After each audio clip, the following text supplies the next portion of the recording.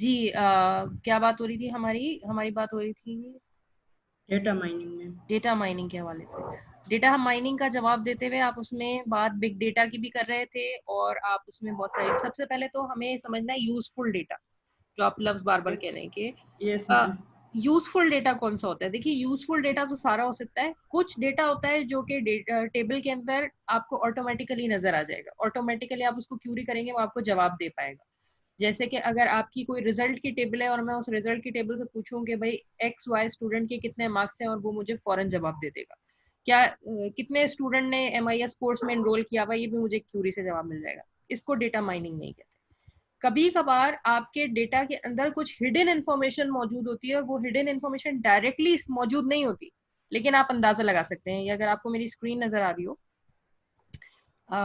SQL online curies, इस पे तरह चलते मैम हैं। मैम देखें एक मिनट, ये कस्टमर की टेबल है, ये हमें नजर आ रही है। ठीक है, कस्टमर की हमें टेबल नजर आ रही है, हमें कस्टमर का नाम नजर आ रहा है, उसका पोस्ट कोड नजर आ रहा है, उसकी इन्फॉर्मेशन नजर आ रही है। अच्छा, प्रोडक्ट ऑर्डर्स भी नजर आ रहे हैं, ऑर्डर पे आ जाते हैं। ठीक है, और ये हमें एम्प्लॉय आईडी भी नजर आ रहा है कि किस एम्प्लॉय ने सबसे ज्यादा ऑर्डर लाए हैं, कौन सा कस्टमर है जो सबसे ज्यादा ऑर्डर लेकर आया है, ये सब आपको नजर आ रही है इन्फॉर्मेशन। कस्टमर की अलग, एम्प्लॉय की अलग, ऑर्डर डिटेल्स अलग। अगर मैं आपसे पता लगाना चाहूँ कि भाई कौन से एम्प्लॉय ने कौन से ऑर्डर का, किस प्रोडक्ट का ऑर्डर दिया है, या कौन से एम्प्लॉय ने किस कस्टमर से ऑर्डर लिया है, ये मुझे टेबल एक सिंपल क्यूरी पर बता देगी कि एम्प्लॉय नंबर 5 ने एम्प्लॉय नंबर 90 से ऑर्डर लिया है, एम्प्लॉय नंबर 6 ने कस्टमर नंबर 81 से ऑर्डर लिया है, एम्प्लॉय नंबर 4 ने कस्टमर नंबर 34 से ऑर्डर लिया है। ये एक ऑब्वियस सवाल है, ये डेटा माइनिंग नहीं, ये तो सिंपल DBMS क्यूरी है। लेकिन अगर मैं ये पूछूं कि मेरा सबसे ज्यादा प्रोडक्टिव कस्टमर कौन है, क्या मैं इस डेटाबेस से पूछ सकती हूँ?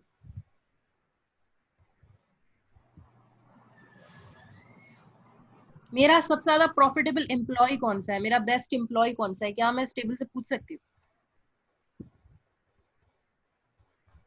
सॉरी मैडम, हम्म, सॉरी, पूछ क्वेश्चन सकती हूँ क्या या था? नहीं पूछ सकती हूँ? देखिए ये कुछ टेबल है उसमें मेरी, मैं। एक टेबल है कस्टमर की, उसमें कस्टमर की पर्सनल इन्फॉर्मेशन है, एक कैटेगरीज की इन्फॉर्मेशन है, उसमें प्रोडक्ट की कैटेगरीज मौजूद है। एम्प्लॉय की टेबल मौजूद है, उसमें एम्प्लॉय की पर्सनल इन्फॉर्मेशन मौजूद है। ऑर्डर्स की टेबल मौजूद है, ऑर्डर डिटेल्स मौजूद है, प्रोडक्ट डिटेल्स मौजूद है। हर एक टेबल के अंदर उस टेबल से रिलेटेड इन्फॉर्मेशन, उस एंटिटी से रिलेटेड इन्फॉर्मेशन मौजूद है। सप्लायर की टेबल में सही। सप्लायर की इन्फॉर्मेशन मौजूद है। तो मैं किसी भी टेबल से उसका रेलेवेंट डेटा पूछना चाहूँ, मैं पूछूं कि भाई इस सप्लायर का एड्रेस क्या है, तो वो मुझे बता देगा कि सप्लायर नंबर 1 का एड्रेस ये है, सप्लायर नंबर 2 का एड्रेस ये है। मैं कस्टमर की डिटेल पूछना चाहूँ, वो मुझे कस्टमर की डिटेल बता देगा। ठीक है, कि जिस कस्टमर का नंबर ये है वो कस्टमर कौन से कंट्री में रहता है। एम्प्लॉय की इन्फॉर्मेशन लेना चाहूँ तो वो मुझे एम्प्लॉय की इन्फॉर्मेशन भी ये DBMS बता देगा। लेकिन मेरा सवाल ये है कि क्या मैं इस डेटाबेस से पूछ सकती हूँ कि मेरा सबसे ज्यादा बेस्ट एम्प्लॉय कौन सा है? मैम पूछ ले मैम। कैसे पूछूं? ये एक रेलेवेंट, कहीं कोई फील्ड नहीं है कि जहां पर बेस्ट एम्प्लॉय की इंफॉर्मेशन स्टोर हो रही है। समझ में आ रही है बात? हेलो।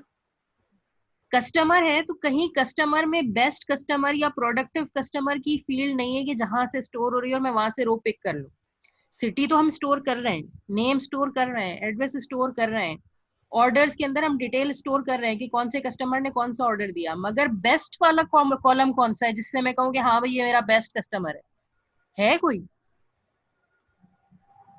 No ma'am.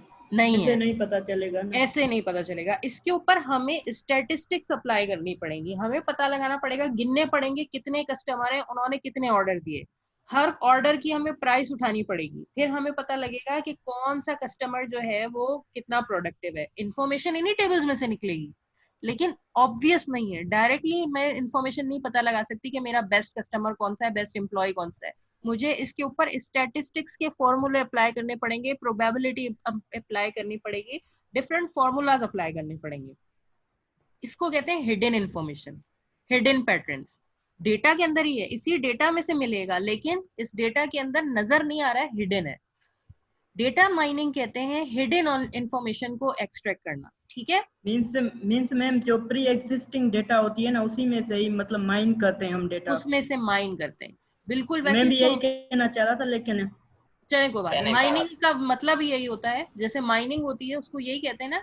आमतौर पर अगर हीरे की कोयले की कान पे किसी सॉल्ट माइन पर यस हमें मैम। मुझे आप जैसे किसी आम आदमी को खड़ा किया जाए, हीरे को देखकर हम पहचान ही नहीं पाएंगे हीरा है, हम तो पत्थर समझ के फेंक देंगे, हमें पता ही नहीं लगेगा कि इतनी वैल्यूएबल चीज है। ये तो एक्चुअली जो एक्सपर्ट होगा वो उसमें से माइन करके हीरे को निकाल सकता है और उसको यूजफुल बना सकता है। माइनिंग इसी को कहते हैं कि जब आप डायरेक्टली किसी चीज को पिक करके उसको यूजेबल ना हो, बल्कि उसको माइन करने का मतलब यही है कि उसके अंदर से जो इररेलेवेंट इन्फॉर्मेशन है उसको निकाल के और रेलेवेंट इन्फॉर्मेशन को पिक किया जाए। इस अमल को माइनिंग कहते हैं। डेटा में भी ये सेम हो सकता है कि कुछ डेटा तो बड़ा ऑब्वियस होता है, वो डायरेक्टली आप पिक कर सकते हैं। ये बहुत ऑब्वियस है कि किस ऑर्डर की डेट कौन सी थी, किस ऑर्डर को किस कस्टमर ने लिया, ये बहुत ऑब्वियस है। लेकिन इसी डेटा के अंदर कुछ हिडन इन्फॉर्मेशन होगी, उस हिडन इन्फॉर्मेशन को निकालने को हम कहते हैं डेटा माइनिंग। ठीक है, क्लियर हो रहा है? Yes ma'am. कोई क्वेश्चन? तो इसको आप रीड करना शुरू करें, बुक से भी रीड करें, लेक्चर्स भी सुने, तभी आपको चीजें क्लियर होंगी। कोई सवाल हो किसी को तो पूछ सकते हैं।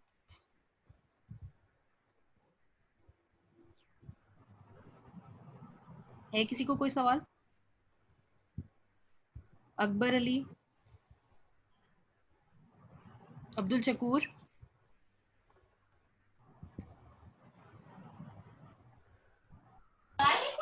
मैम मुझे जी एक सवाल है जी जी, Waqar. Yes ma'am. Regarding exams में। जी जी, सब्जेक्ट होगा या ऑब्जेक्ट होगा? ऑब्जेक्टिव बेटा, ऑब्जेक्टिव। जी, और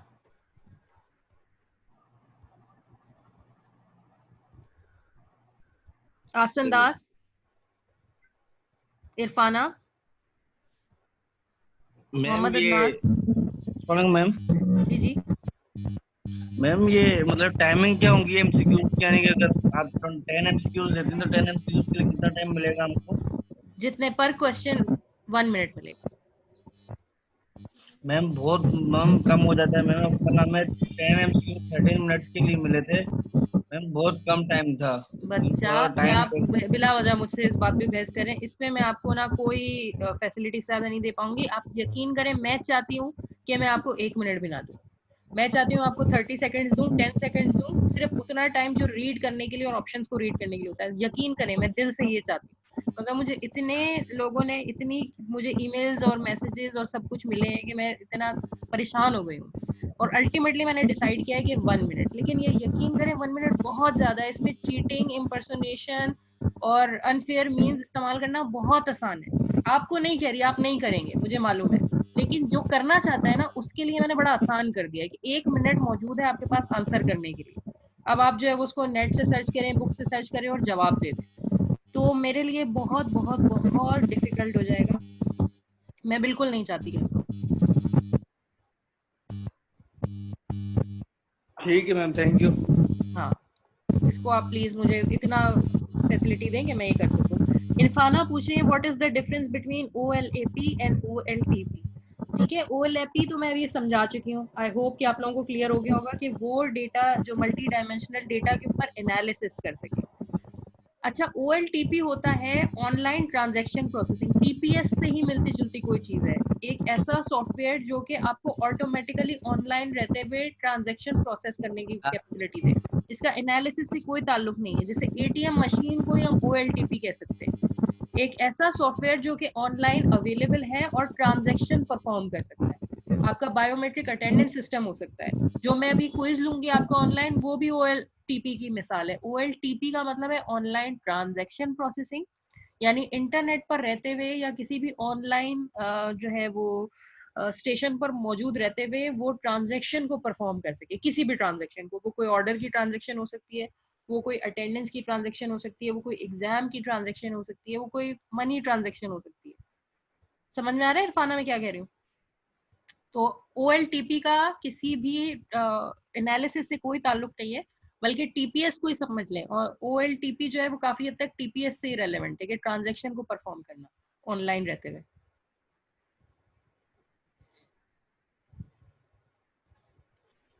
चलें, समझ में आया इरफाना को? Thank you.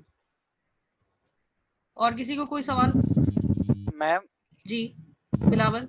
मैम आपने जो भी जूम क्लासेस लेक्चर्स वगैरह दी सारे टॉपिक्स बुक्स में मौजूद है ना? जी जी, बुक से ही दिए।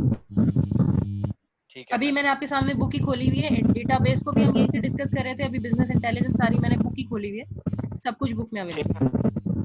सारे टॉपिक्स मौजूद है ना बुक में? जी जी बिल्कुल, सारे टॉपिक्स, सिवाय ये ठीक कि है आपको ट्यूटोरियल एमएस एक्सेस का और एसक्यूएल क्वेरीज का थोड़ा सा देखना पड़ेगा।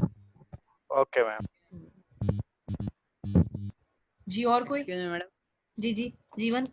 मैडम ये एमएस एक्सेस से कैसे क्वेश्चन आएंगे मैम? ये तो मतलब कम प्रैक्टिस की है इस ट्यूटोरियल एमएस एक्सेस से थोड़े बहुत ये क्वेश्चन आ सकते हैं कि एमएस एक्सेस में ये काम हो सकता है या नहीं हो सकता, ठीक है, ये सवाल आ सकता है। किस वक्त आपको एमएस एक्सेस यूज करनी चाहिए, क्या एमएस एक्सेस इस काम के लिए अच्छी है, एमएस एक्सेल इस काम के लिए अच्छी है, एनालिटिकल यूजेज के हवाले से सवाल आ सकते हैं। मैम एमएस एक्सेस तो हमने देखी भी नहीं, सुनी भी नहीं। तो अभी टाइम है आपके पास बेटा, काफी दिन बाद है, आप देख लें उसको। मैम आप एक दिन हमें कुछ समझाएं वो तो मैम वो समझा देते तो बेहतर होता। क्या समझाऊं बेटा? हाँ मुझे पूछे, थोड़ा सा पूछने की कोशिश करें। मैंने एमएस एक्सेस का इंट्रोडक्शन वगैरह जो कुछ होता है उसमें हमें पता ही नहीं मैम। आप लोगों को नहीं दिया मैंने? नहीं मैम, दिया होगा तो मैंने क्लास नहीं ली है मैम नहीं दिया मैम। नहीं दिया। रेगुलरली क्लास अटेंड करता है मैम। अच्छा जी मैम सिर्फ अच्छा, आप लोग एक मेरे साथ मेहरबानी करेंगे सारे के सारे। जी मैम। मैं क्योंकि ये मेरी ना हार्ड डिस्क बार बार फुल हो जा रही है और ये रिकॉर्डिंग खत्म हो जाएगी, तो मैं ये चाह रही हूँ कि मैं इसको जरूर यूट्यूब पर रख पाऊँ और बाकी सारे लोग भी इससे फायदा उठा सकें। मैं 1 मिनट के लिए इस मीटिंग को एंड करूंगी ताकि मैं बिल्कुल मैम। इसकी डिस्क को खाली कर दूं और फिर मैं नई मीटिंग स्टार्ट कर रही हूँ, उसमें नए सिरे से रिकॉर्डिंग शुरू करूंगी, तो ताकि ये लूज ना हो जाए। कहीं ऐसा ना हो कि मैं आपसे इस वक्त सारी इन्फॉर्मेशन और जो इस वक्त इस मीटिंग में मौजूद नहीं है वो फिर लूज कर जाए सारी, मेरी हार्ड डिस्क के फुल होने की वजह से। मैं 1 मिनट को ये हार्ड डिस्क अपनी थोड़ी सी खाली कर लूं और उसके बाद मैं दोबारा लॉग इन कर रही हूँ 5 मिनट के अंदर अंदर ही, और दोबारा आप लोगों से ज्वाइन करती हूँ, फिर हम एमएस एक्सेस का ट्यूटोरियल ले लेते हैं। 10 मिनट के बाद मैम। 10 मिनट ब्रेक करना है मैम। Yes ma'am. अच्छा तो एक काम करते हैं, 10 मिनट भी नहीं, इस वक्त हो रहे हैं, ठीक है, 11:33 हो रहे हैं ना, पौने 12 पे आ जाएं। ओके मैम 12 कर दें, 12 कर दें मैम। नहीं अब मैं बेटा ये देखो ना, इसलिए तो मेरा कोई बात आपको कहने का दिल नहीं चाहता, मैं जरा सी फ्लेक्सिबिलिटी दिखाती हूँ, आप एकदम ही हो जाते हैं। 15 मिनट काफी है, 15 मिनट में मैं वापस आ रही हूँ, आपको दोबारा लिंक शेयर करूंगी ग्रुप पर, तो आप वहां से ज्वाइन कर लीजिएगा, ठीक है। और अगर किसी को मैसेज करके फोन करके बुलाना है एमएस एक्सेस के सेशन के लिए तो उनको बुला भी। Okay ma'am.